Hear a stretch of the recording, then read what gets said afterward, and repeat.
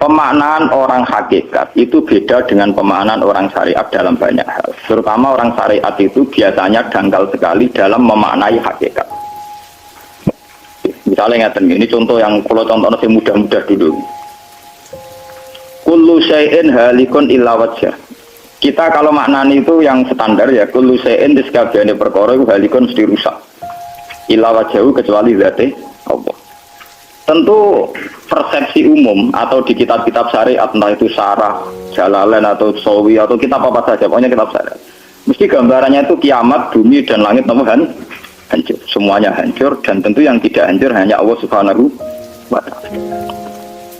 Begitu juga makna-makna yang lain tentang al-jannah, tentang an-nar, tentang mizan, tentang hisab, tentang macam-macam. Itu pemaknaan syariat. Ya jannah itu nanti, nar juga nanti, hisab juga apa? Kenapa pemaknaan gini ini menjadi jauh dari Tuhan dan menjadi, saya katakan tadi, dangkal. Mereka ngeten logikanya ngeten. Ya logikanya ngeten. Teng kitab hikam ini pula itu ada istilah lau asyraka laka nurul yakin, sebagian nurul basirah la ra'aital akhirata aqraba ilaika min antar takhila ilaika. Dan itu tak ulang-ulang, kita mudi-mudi tak ulang.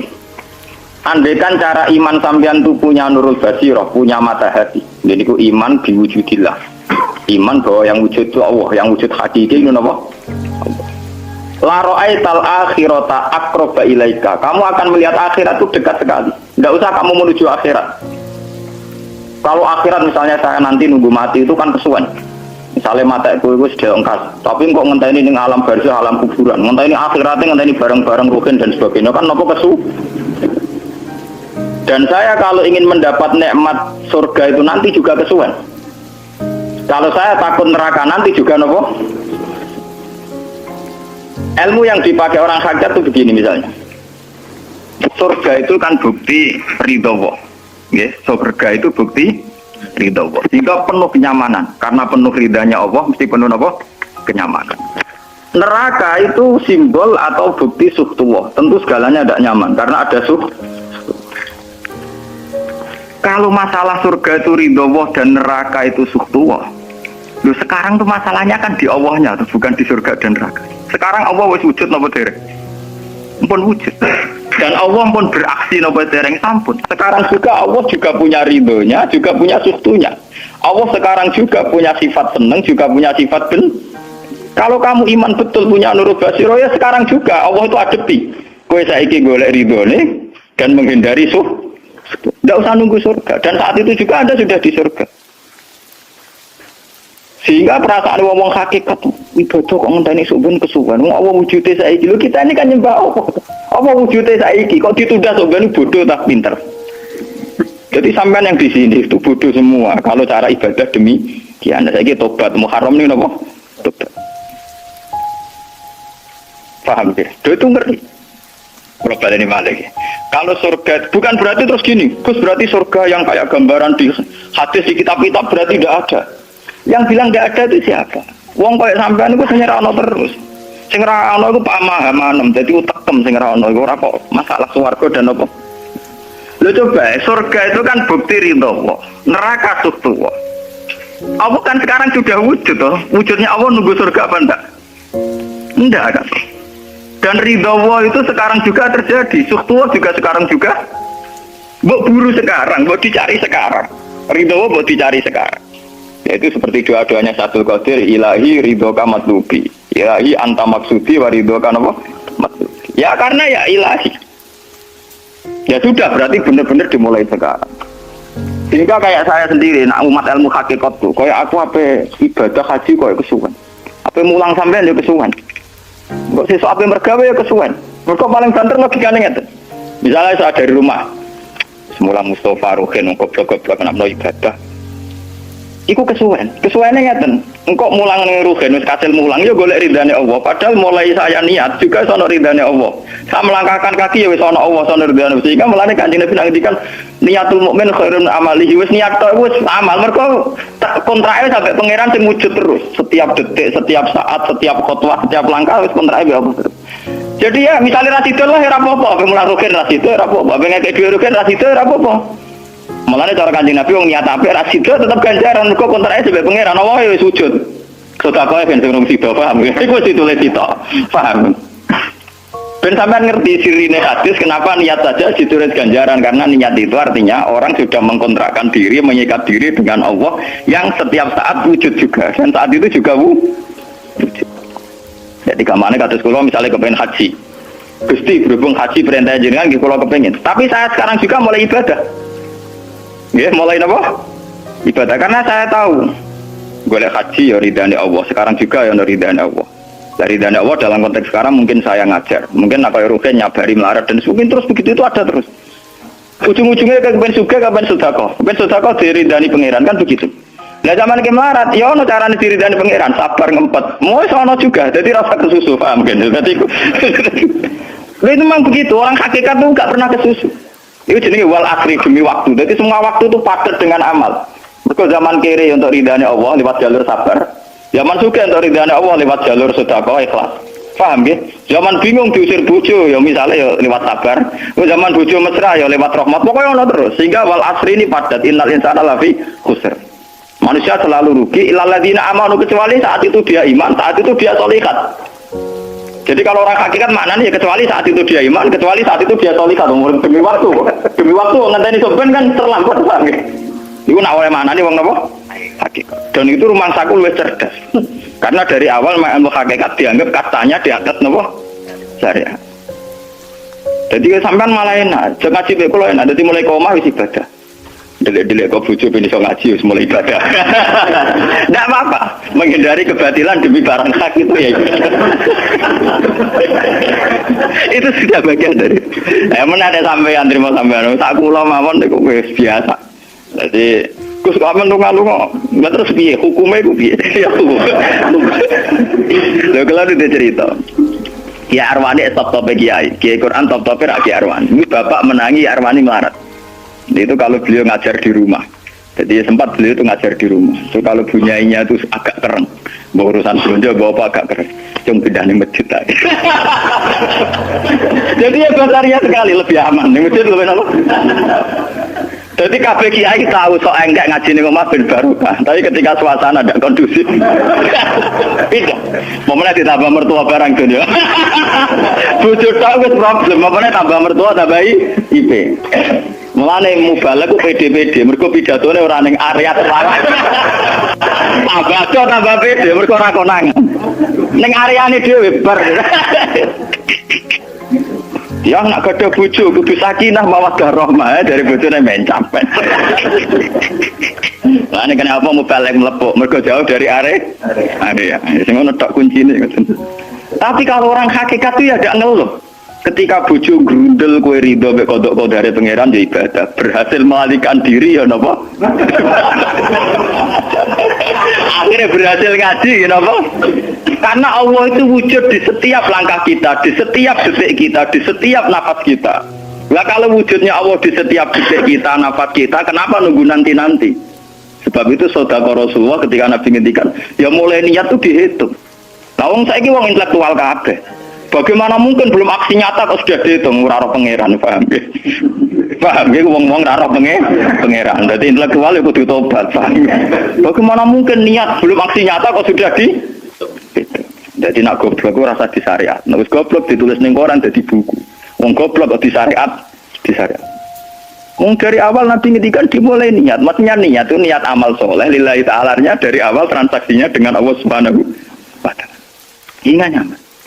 Mari kula ngrasa ibadah. Lah di sini ini kelihatan Nabi sering ngendikan ini yang hadis sahih. Misalnya Nabi ngendikan seseorang itu selalu dalam keadaan sholat, maka nanti sholat tahbisuhu. Misalnya orang pujian ngenteni kiai ini teko. Nek kiai nek sepuh watak ambeng imami kok ngombe pil sik bariku ndredeg-ndredeg ra teko-teko. Iku dari Kanjeng Nabi wong sing ngenteni imame teko, iku ya cek salat terus senajan to urung salat. Ngono Kanjeng Nabi tau dipraktekno jarak. Kanjeng Nabi itu kalau salat standarnya awal waktu, tapi beliau itu pernah salat isya sekitar jam 1:30. Yaqqa sulusul lailil akhir sekitar 1:30. Itu separuh sahabat sudah turu. Sing Umar menuduki kentong kelontangan. Mantan preman, mantan apa? Preman. Store. Nah, malane akeh kiai sing gak berturu terus salat ra wudu mergo hadis iku critane iku Mereka ya namun, tapi fasallahu alam yatawaddo. Jare wong fikih, mergo iku lungguh. Lungguh nek orang geser ora apa. Apa jare wong fikih lah, ono-ono ae. Urune sahabat sing gaplek-gaplek ya mlungker.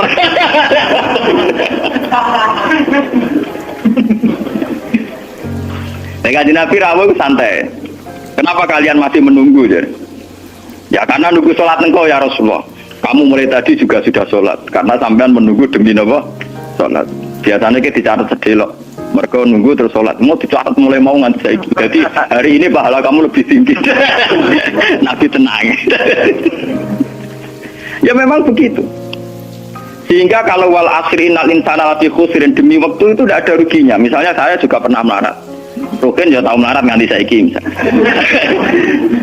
Artinya saat kita melarat kan duwe niat, aku nak sugih pe sedekah, aku nak alim pe mulang. Niat dihitung ganjaran. Ketika kamu real, yang sekarang real kan ngadepi kekerian terus kowe sabar ya ibadah. Jika orang kemrungsung aku ibadah ngenteni juga begitu juga yang ingin haji. Ditafsir rapat haji, tapi ketika dia ingin sudah ditulis ganjaran, meskipun takdirnya dia tidak sempat haji sampai mati. Tapi per detik dia tetap berdialog dengan Tuhan, bertransaksi dengan Tuhan. Jadi disebut Quran yastarun itu transaksi. Inna washtara minal mu'minina anfusahum wa amalahum bi anna lahumul jannah. Allah Ta'ala itu membeli diri kita. Diri kita itu kata Nabi ini sing asli dawuh Nabi ora dawuh mubalek lho. Ngeleng-eleng ini ilmunya ulama bukan mubalek, harus dicatat. Nabi itu ngitung ibadah. Itu dimulai dari diri kita. Ngendikane pangeran inna washtara minal mu'minina anfusahum. Allah membeli diri kamu. Diri kamu itu ya organ kamu, sel-sel yang ada di kamu, saraf-saraf kamu semua yang ada di tubuh kita. Karena apa? Dalam desain Tuhan dan rencana Tuhan, pikirannya pangeran kemana madun di baduk ya gue sujud, dua lesan ya gue mulang, mertua dua lesan ya gue ngandani mantu ya gue takzim mertua. Pokoknya dalam desain Tuhan begitu. Sehingga semua organ tubuh itu desainnya untuk taat, desainnya untuk apa? Ya desainnya untuk taat. Sehingga ketika taat itu belum nyata dan orang itu niat sudah dihitung. Apalagi setelah nyata dia melakukan, potensinya saja baru potensi sudah dihitung. Makanya ketika Nabi, ini yang hadis sahih, suatu saat Nabi itu ditamu melarat-melarat. Wes melarat ngenes den. Uga ditonggo sugih lomo ngenes den. Wes melarat ditonggo napa? Sugih. Terus matur ya Rasulullah, zahaba ahli dusur bil ambal. Tiang-tiang sugih niku nak moro putih-putih kok nggawa donya gelem sedekah. Yusalluna kama nusolli wa yasumuna kama nasum. Wes ngoten piyambake nggih salat nggih poso. Posone nggih kados kita, salate kados kita. Tapi wa tasaddaquna bi fuduli amalihim. Tapi mereka punya kelebihan iso napa sedekah. Jadi kamane wong melarat iki ngenes. Duwe rival soleh ditandingnya angel. Mergo salate padha. Mulane wong melarat tuh seneng nek wong sugih ra poso. Oh unggul aku. Wong soleh melarat nek disaingi soleh juga ya gak trimo. Wah matane wong. Lha iku zaman Nabi ora trimo. Dadi kan terus sowan Kanjeng Nabi. Kanjeng Nabi kula ditonggo soleh, salate kados kita, pasane kados kita. Cuma wa tasodakuna bibuduli apa? Mereka keunggulannya bisa sedekah menjadi duit. Karena Kanjeng Nabi itu ngendikan apa perlu ala adlukum, apa perlu kamu saya tunjukkan sesuatu yang kamu bisa sedekah dengan yang kamu miliki. Ya Rasulullah. Itu pertama yang dihitung Nabi itu fi kulli sulama minan sedekah. Setiap sel atau organ atau ros-rosan manusia itu dihitung apa? Sedekah. Itu kan luar biasa. Jadi yang dihitung itu yang fisik, anfusahum, fisik kita ini sedekah. Itu yang paham itu orang-orang hakikat. Yang paham itu orang-orang apa? Hakikat. Orang hakikat ini cerita ilmu kelas tinggi ini, tapi tak terang lebih lucu ben paham. Sistem wujud kita, kasus ini bahak wujud. Saya itu dalam penanggalan orang tua saya itu lahir 1970. Makanya tahun baru Muharram ini bagi saya spesial karena saya pas umur 40. Nak waras, nak orang waras jadi paling waras. Ya ini rawaran sampai malah kayak opo.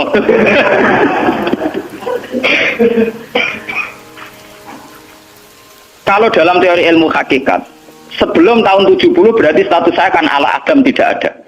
Memang tidak ada itu punya positif, tidak maksiat.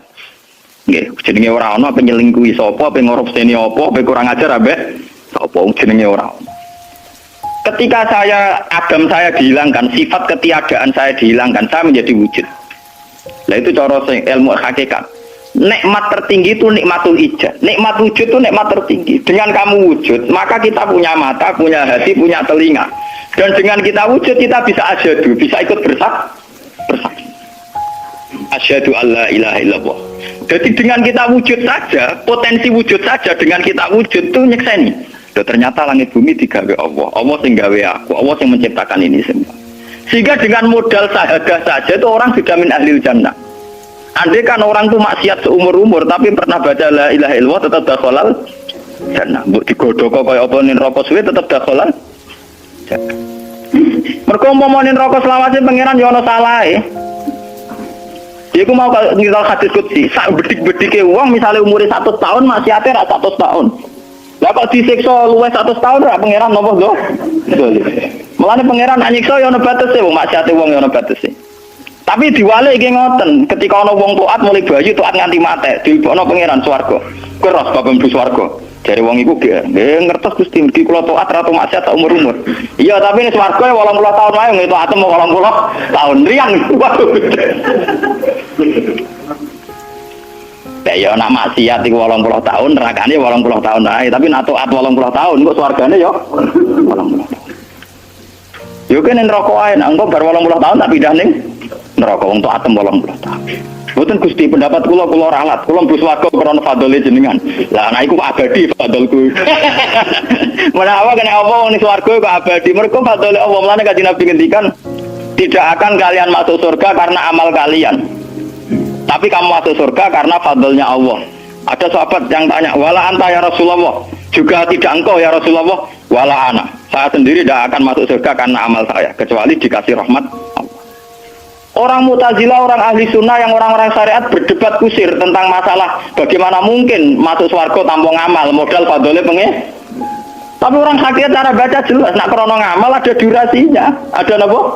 Durasinya, dan itu batas amal kita 80 tahun. 80 tahunnya Mustafa umat soleh ya lagi. Ya tahu puber, tahu nakal, tahu kedonyan, meh mate tua ini terus yo malah mau birang tahun, paham no? Wes ngono cek kumat-kumatan ora stabil. Nyatane ora ana critane swarga, pas saat kok swarga, eling ra stabil dak kon neraka kan ya mboten enten. Ya ora dikocok mbek pangeran ya ora dikocok. Lah, di sini ini orang hakikat lebih benar. Kenapa di surga selawase? Mergo mlebu swarga krana fadhole Allah. Sementara fadhole Allah abadal selamanya. Paham ya? Jadi orang hakikat itu cara baca gampang. Nah, kalau begitu, organ tubuh kita ini dengan sendirinya sudah ibadah karena dengan wujud kita bersaksi. Mulane Kanjeng Nabi bersaksi terus. Lho nek wong soleh-soleh pas-pasan kok sampean eling pangeran kan pedak salat, pedak tawaf. Nah Kanjeng Nabi mboten. Kanjeng Nabi semua organ tubuhnya iso dijak eling pangeran. Perkara mangan iki barang sepele bedingan aman. Nabi baca bismillahirrahmanirrahim. Setelah makan ya baca alhamdulillah. Mau ke WC itu Nabi juga baca bismillah.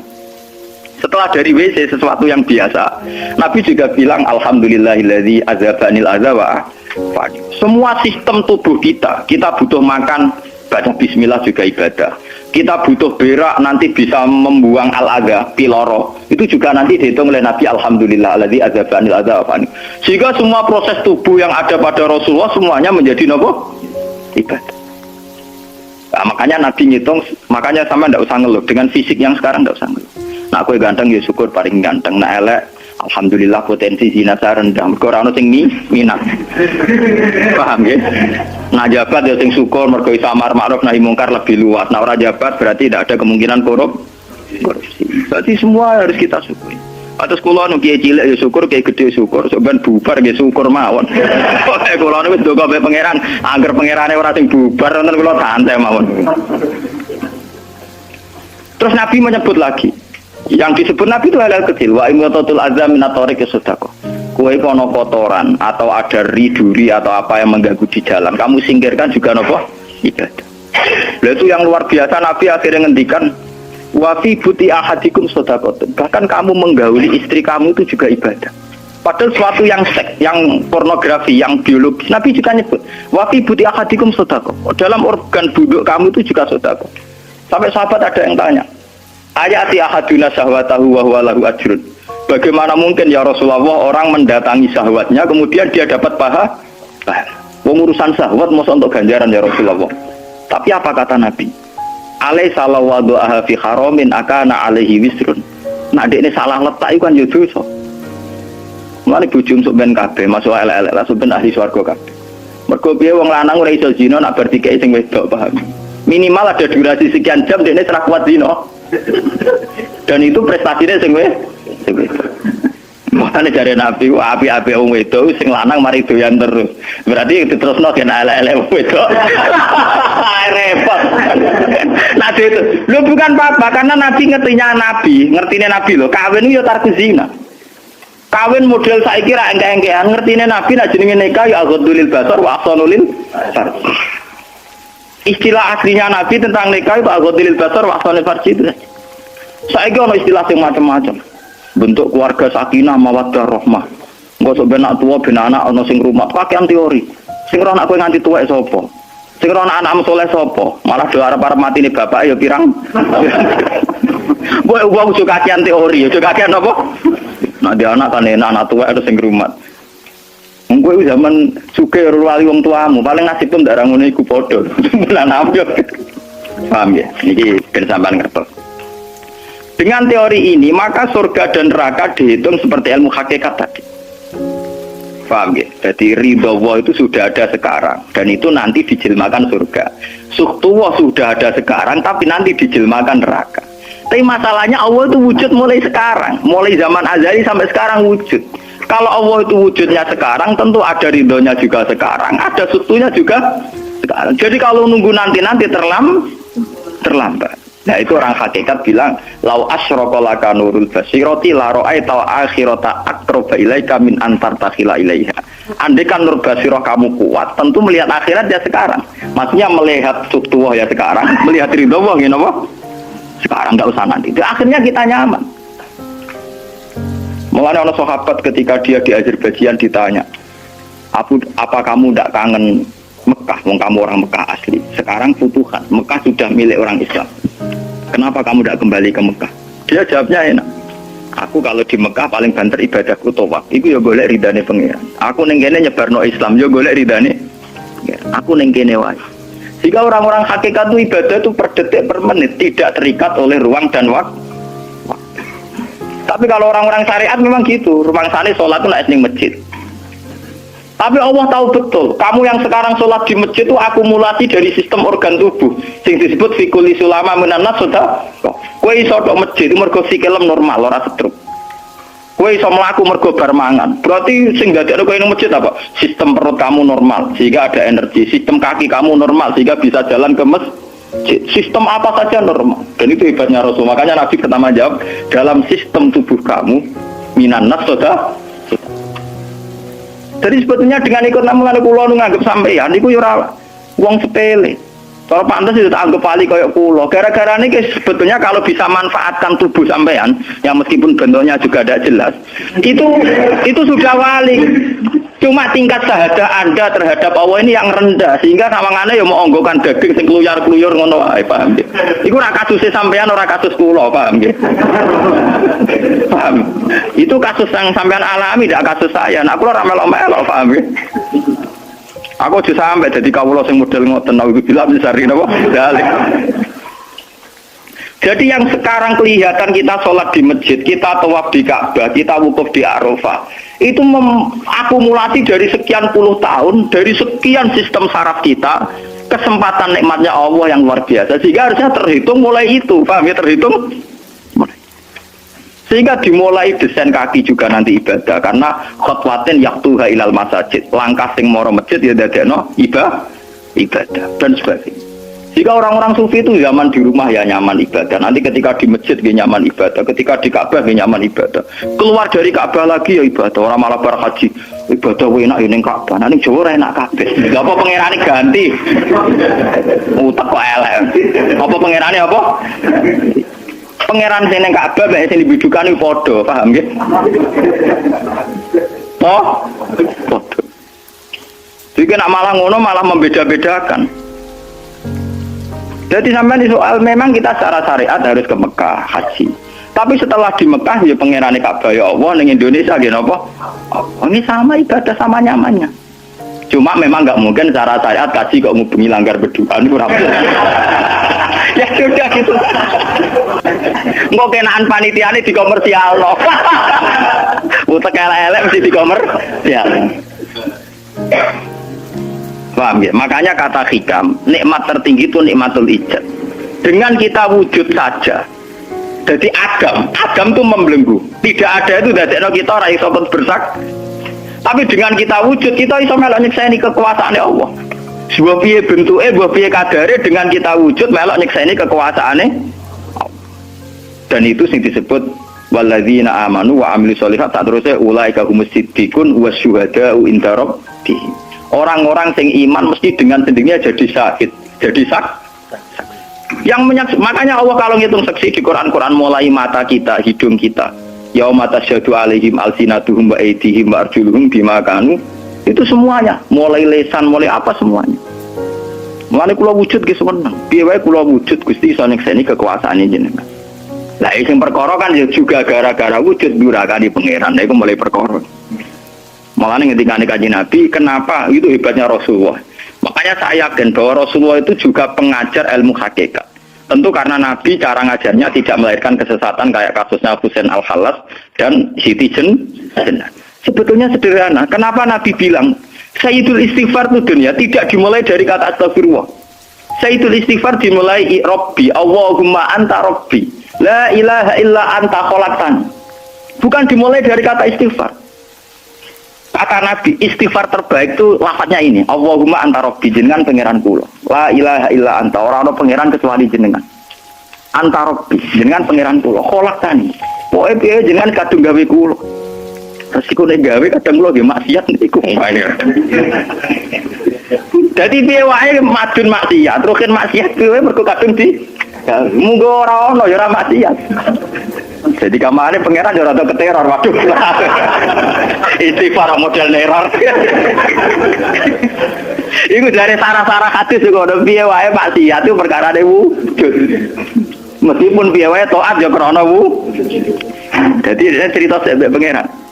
Gusti, piye wae jenengan kadung gawe kula. Tapi harus jujur. Makanya orang-orang yang pernah maksiat itu harus jujur kados kula. Nak niru kados kula. Dia istighfar itu jujur. Malah kula boten seneng. Muni astagfirullah kula boten seneng. Itu nanti menjadikan orang itu pesimis dan hubungan dengan Tuhan itu negatif. Kesane kita hanya dosa saja. Kowe nak wiridan astagfirullah ping 100 kula boten cocok. Ping 1000 boten cocok. Mun sampean kula ijazah, piye wae iki hadis sahih. Kata Nabi itu sayyidul istighfar terbaik. Harus dicatat itu dawuh Nabi itu istighfar terbaik. Kalau sampean astagfirullah saja itu nanti kalau jenis-jenis orang yang kuper atau yang pesimis, ya Allah Gusti dosa tok kula tentunya dosa tok. Kapan kula saged jenengan tampa tobaté? Sehingga dekne bayangno pangeran tampa tobaté ya kangelan tenan. Terus dekne oleh istighfar nganti nek sing sawangane wujude dekne penting. Padahal ya ora penting blas. Tapi kalau yang diajarkan Nabi ndak, cara ngendikan gini. Anta Rabbi la ilaha illa anta khalaqtani wa ana abduka, kula tetep kawulane jenengan. Wa ana ala ahdika wa ahdika mastata'tu, selagi kula mampu kepingine kula nggak anut perintah jenengan. Dan yang saya paling tertarik itu kata gini, Abu ulaka binikmatika alayya. Cek gendo kaya apa Gusti kula urip teng donya. Cek kula gendo cek napa, kula tetep urip nggawa nikmate jenengan. Jadi tetap melihat positifnya dulu. Misalnya kowe tahu mateni wong, tahu zina, tahu maksiat apa saja. Piye wae kowe wujud. Nak kowe wujud tahu mateni wong, yo iso dosa nyelametno nyawane wong. Kaya kasus Sayyidina Umar. Ya Rasulullah, sebagaimana zaman saya kafir banyak merugikan orang Islam, saya bersumpah setelah saya Islam akan banyak merugikan orang kafir.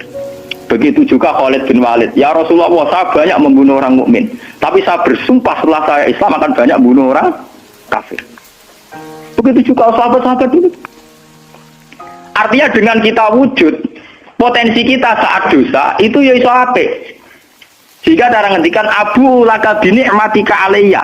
Piye mawon Gusti kula sowan jenengan tetep nggawa nikmate jenengan. Lho sowan jenengan dalam bahasa ilmu hakikat dimulai sekarang lho ya. Jangan salah paham nanti akhirat oke. Lho imam kan bahasa ilmu hakikat itu dimulai sekarang juga. Pengiran wujudnya saiki pontene ben goblok paham. Lho sowan pengiran saiki paham nggih. Eling-eling iki bakat ilmu hakikat. Aja medun kelas lho niki wis bakat hakikat. Wong dene mursid. Maksudnya ben gede-gedeke tambah kok aras, paham?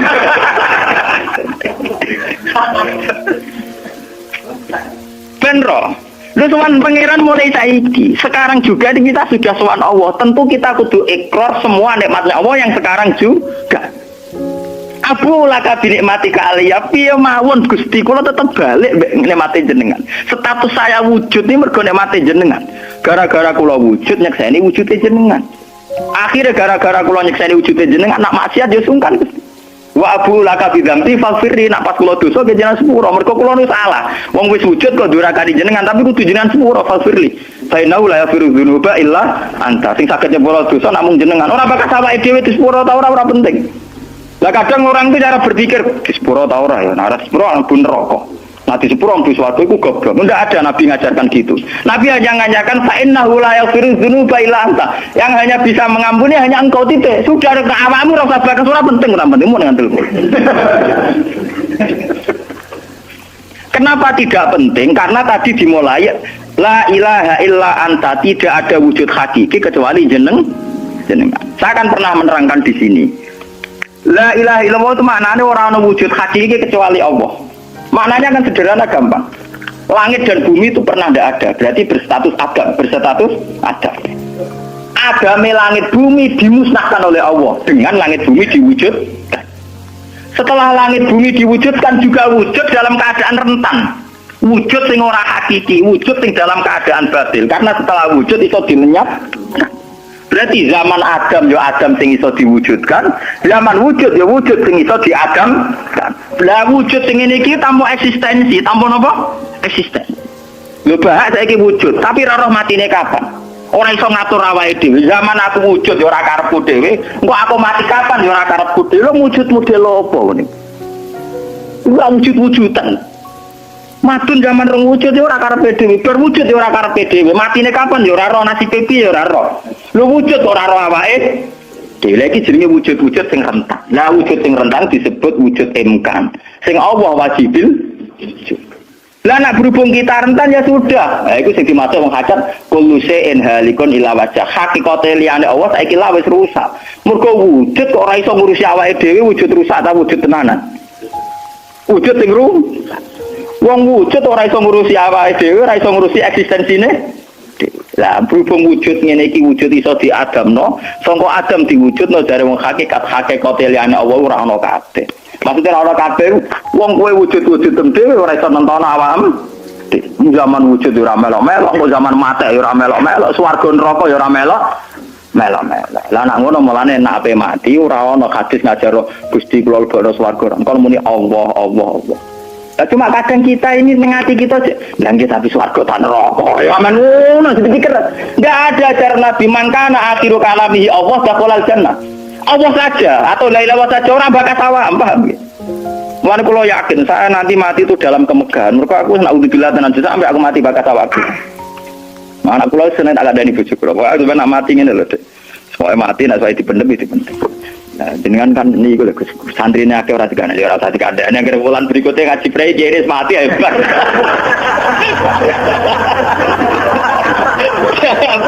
Asline ayo rodi. Loh, kok cuti sing murah rugen gejak ning situ.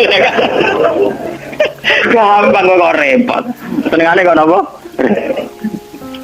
Karena orang hakikat itu tahu wujud yang sekarang itu wujud yang halik, wujud yang rusak. Karena untuk mempertahankan wujudnya sendiri tidak bisa. Makanya orang-orang hakikat maknanya orang-orang wujud hakiki kecuali Allah. Mereka wujud yang saiki madun wujud ya ora melo-melo. Cara dene oleh milih anak SP saja. Lha apa milih anak bapak sing ora mari sidonya. Misalnya sing santri ya milih dadi anak iki terkenal toh. Lha apa milih anak iki musala panjang. Milih bapake wel ora iso. Padahal kok kecewa iso, lha kurang ajare. Wong milih ora iso kok iso kecewa. Kudune ditampa apa. Ora iso. Mulane wong bangga mek nasab yo goblok yo keliru. Wong dekne ora sing milah kok, Bang. Loh, dia ditekdir jadi bapak iku ben kiai iki dekne sing milah apa tekdire pangeran. Tekdir juga enggak. Mane kula anak sapa ya bangga. Cuma pangeran ra mentolo ngoten mawon. Tapi kula njen mboten bangga ben nasab nggih biasa. Anak kula undang kula ya bapak. Lan tamu-tamu bingung, keluarga-keluarga sing biasa nyai.